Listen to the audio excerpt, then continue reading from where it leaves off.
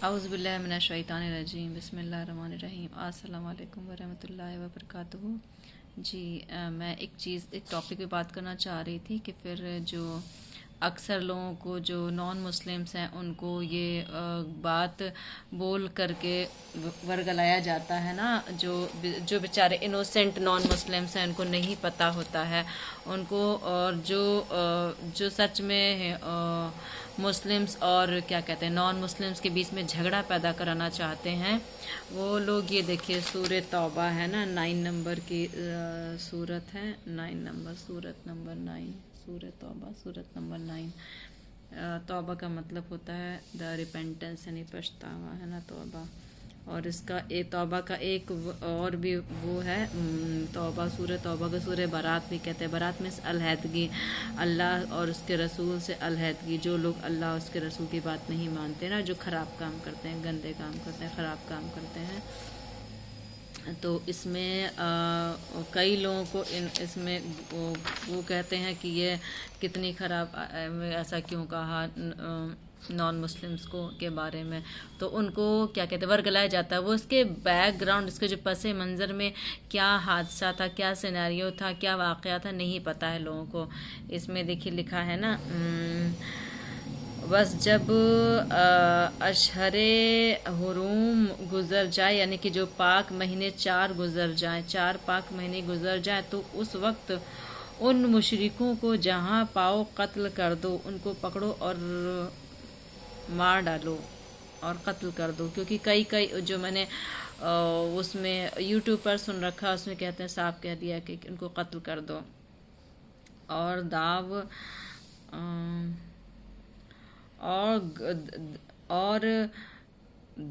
घात पर और दाव घात हर मौके पर उनकी ताक में बैठे रहो, उनकी ताक में बैठे रहो। फिर अगर वो कुफ्र से तौबा कर लें और नमाज पढ़ने लगे और ज़कात देने लगे तो उनका रास्ता छोड़ दो। बेशक अल्लाह बड़ा ही बख्शने वाला और बड़ा ही रहम करने वाला है। लोग बस इतनी सी आयत बोल करके उनको जहाँ पाओ कत्ल कर दो। कितनी गलत बात है बताइए।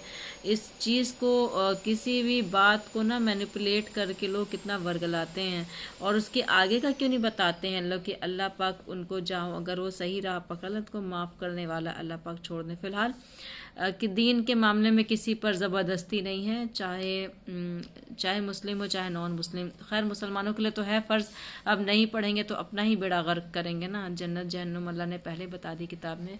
तो इससे रिलेटेड मैं एक बात कहना चाह रही थी। इसका सिनेरियो क्या था, इसके क्या कहते हैं पसे मंज़र क्या था। इसका पसे मंज़र ये था कि फिर नबी सल्लल्लाहु अलैहि वसल्लम ने एक बार ख्वाब देखा था।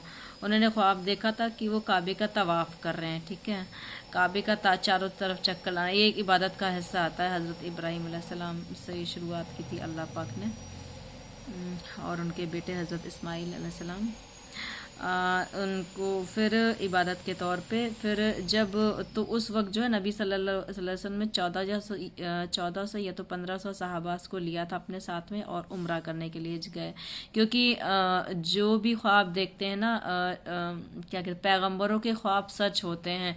इसलिए जब हज़रत इब्राहीम अलैहिस्सलाम को ख्वाब दिखाया गया कि अपने बेटे को कत्ल कर रहे हैं ना, तो उन्होंने फिर कत्ल करने के लिए कोई एकदम ज़रा भी गुरेज नहीं किया, क्योंकि अल्लाह का हुक्म था। और वो इससे ये साबित होता है कि नबियों के ख्वाब सच्चे होते हैं और उनको सरअंजाम देना होता है नबियों को। और इतनी आजमाइश भयंकर तो उन्हीं के ऊपर आ सकती जो बहुत ही क्या कहते हैं क्रीम लेयर के मुसलमान होते हैं, अल्लाह की निगाह में बहुत ही मुत्तकी और परहेजगार होते हैं, जो साफ़ सुथरे होते हैं, नेक काम करने वाले होते हैं ना। फिर जब कुफ़ारे मक्का को ये बात पता चली कि तो उन्होंने क्या किया, मुशरिकीन मक्का ने जो उन्हीं के ख़ानदान के थे नबी सल्लल्लाहु अलैहि वसल्लम के, उसके अलावा भी उन लोगों ने क्या किया, नबी सल्लल्लाहु अलैहि वसल्लम के काफ़िले को हुदैबिया नाम की जगह पर रोक लिया और आगे बढ़ने से मना कर दिया। और कुफ़ारे मक्का ने कहा कि हम आपको मक्का में दाखिल नहीं होने देंगे, और उनकी 2 शर्तें भी थीं। फिर उसमें उनकी शर्तें ये थी कि हम आपको इस साल उम्रा नहीं करने देंगे। सॉरी। اگر اور اس کے علاوہ اگلے سال اگر آپ آئیں تو آپ ہتھیار لے کر وتھ آرم نہیں آئیں گے، آرمڈ سورڈ وغیرہ لے کر کے نہیں آئیں گے۔ اس کے علاوہ پھر یہ بھی بولا انہوں نے کہ پھر 10 سال تک ہمارے اور آپ کے بیچ میں، سوری گلا خراب ہے، 10 سال تک ہمارے اور آپ کے بیچ میں لین دین ہوتا رہے گا، اور کیا کہتے ہیں کوئی دقت نہیں ہے اس میں، لیکن تو ان کی 2 شرطیں تھیں۔ پھر نبی صلی اللہ علیہ وسلم نے کہا کہ کفار کی ان شرطوں پر صلح کر لی جائے۔ تو اس بات پر حضرت عمر غصے میں آ گئے، تو انہوں نے کہا کہ ہم حق پر نہیں ہیں؟ بولے بالکل حق ہیں، تو پھر کیوں صلح کر رہے ہیں؟ تو بولا کہ تو انہوں نے بتایا اللہ کے رسول صلی اللہ علیہ وسلم نے کہ پھر یہ حضرت جبرائیل علیہ السلام نے آ کر مجھے بتایا ہے کہ اللہ کا حکم ہے کہ آپ صلح کر لیجئے۔ اور اس کے بعد وہیں پر انہوں نے یہ بھی بتا دیا کہ کیا کہتے ہیں قیصر اور قیصر، رومن اور فارس کی ریاستیں انشاءاللہ تمہاری ہوں گی۔ وہ بھی بہت ہی خوشخبری دی اس چیز کی۔ تب اس کے بعد حالانکہ جو ٹریٹی سائن ہو رہا تھا اس میں وہ سائن نہیں کرتے ان کو تو خیر، لیکن حضرت علی نہیں راضی تھے، تو پھر حضرت محمد صلی اللہ علیہ وسلم نے کچھ اپنے انگوٹھی ہاتھ میں پہنے تھے، اس کو اسٹیمپ کر کے لگایا تھا۔ پھر اس کے علاوہ بات کہاں سے خراب ہوتی ہے کہ پھر کیا کہتے ہیں قبیلہ خزاعہ ہے، یہ نبی صلی اللہ علیہ وسلم کے حلیف تھے، اور ایک تھا قبیلہ بنو بکر، یہ کفار مکہ کے حلیف تھے۔ حلیف میں ہوتا حلف نامہ جیسے ہم لوگ دیتے ہیں نا کورٹ وغیرہ میں، یا تو جو تحصیل وغیرہ جب ہم لوگ کچھ ہوتا ہے حلف نامہ، مطلب کہ اس پر حملہ نہیں کریں گے، مینس ٹو سے ایک دوسرے پر۔ تو اس طرح سے اس صلح کی ایک شکل یہ بھی تھی کہ ہاں جو میں بتا رہی تھی 10 سال تک جنگ نہیں ہوگی۔ اس معاہدے کا پاس و لحاظ رکھا جائے گا، مطلب اس کو توڑا نہیں جائے گا، بریک نہیں کیا جائے گا۔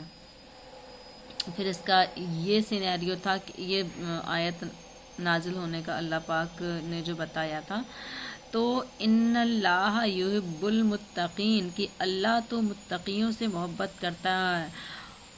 اس کا میننگ کیا ہوا؟ متقیوں کا میننگ ہوا کہ اگر کوئی پاس و لحاظ، اگر آپ نے کسی سے وعدہ کیا ہے، یہ بھی انسان کے تقوی کی ایک نشانی ہوتی ہے، وفائے وعدہ تقوی میں داخل ہوتا ہے۔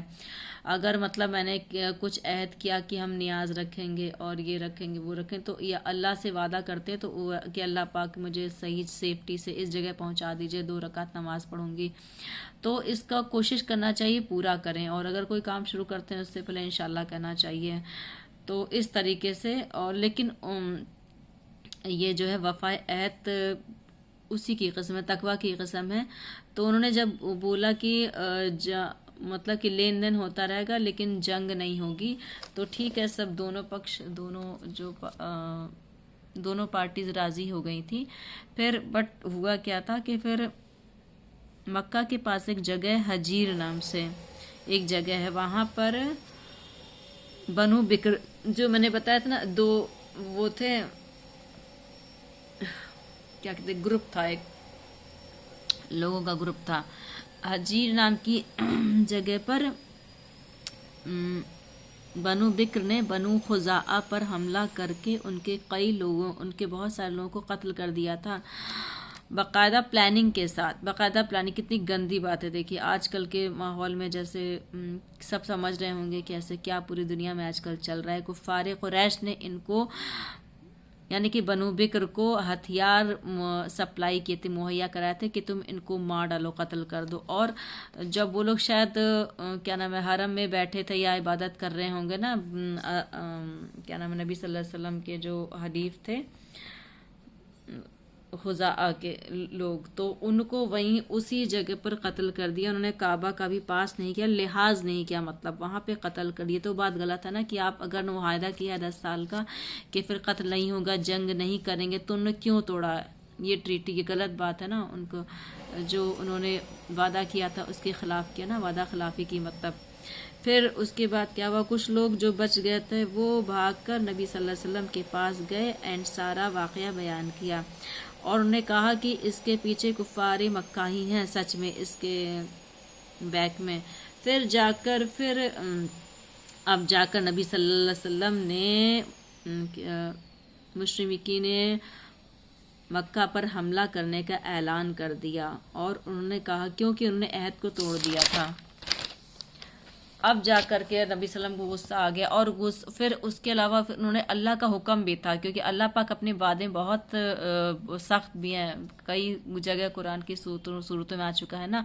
और जब वहद किया है, कहा है कि हम एक दूसरे को नहीं मारेंगे, तो उन्होंने मार करके तो फिर जहद तोड़ दिया ना, तो इसलिए फिर अल्लाह के नबी को ये जबरदस्ती बोलना ही पड़ा, फिर न कि हुक्म देना ही पड़ा कि उन पर हमला कर दो, जंग की तैयारी की जाए। इससे पहले हज का मौसम आया तो नबी सल्लल्लाहु अलैहि वसल्लम ने हज़रत अली और हज़रत अबू बकर और हज़रत अली को मक्का शरीफ भेजा और उनसे कहा कि आप जाकर ऐलान कर दें कि अब कोई भी काफिर मुशरिकीन खाना काबा में दाखिल नहीं हो सकता है और कोई भी आदमी नंगा होकर काबे का तवाफ़ नहीं कर सकता है। यहाँ पर ये आयत करीमा है कि मुशरिकों को जहाँ पाओ कत्ल कर दो। तो ये इस पसे मंज़र में आई थी सूरत। जो लोग एतराज़ करते हैं कि मुशरिकों को जहाँ पाओ कत्ल कर दो, ये मतलब नहीं है, ये सिनेरियो था, ये सीन था।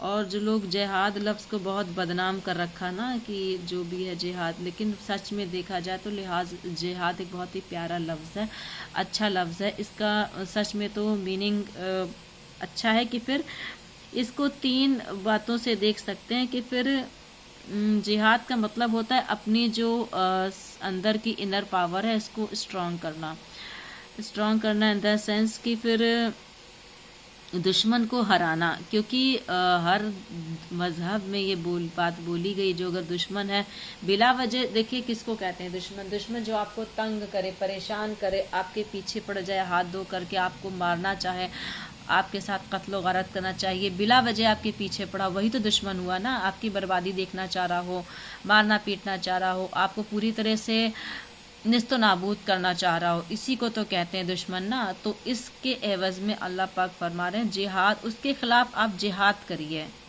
और अल्लाह पाक ने ये भी फरमा दिया, और जिहाद का मतलब ये होता है कि दुश्मन को हटाने भगाने में अपनी पूरी ताकत कुव्वत झोंक देना। और पूरी ताकत इंसानों की क्या होती है? इंसानों की पूरी ताकत है नमाज है, कुरान है, नमाज कुरान है, और क्या कहते हैं रोज़ा वगैरह। रोज़ा रखने से भी बहुत कुव्वत आती है, और ये सब चीज़ें हैं। और अज़कार है, मॉर्निंग इवनिंग के अज़कार। उस अज़कार का मतलब होता है कुछ मसनून दुआएं सुबह शाम की, जो हुज़ूर सल्लल्लाहु अलैहि वसल्लम ने फरमाई हैं। और 3 दुश्मन हैं मेनली हर इंसान के, अगर जो समझदार हैं, जो दीन को समझते हैं, तो कोई इंसान दुश्मन जो जैसे होते हैं ना रिश्तेदारी में, जो क्या कहते हैं कॉम्पिटिटर्स होते हैं, उस तरह से। और क्या कहते हैं, और ये तो सामने पता चल जाता ना हमारा दुश्मन कौन है ये।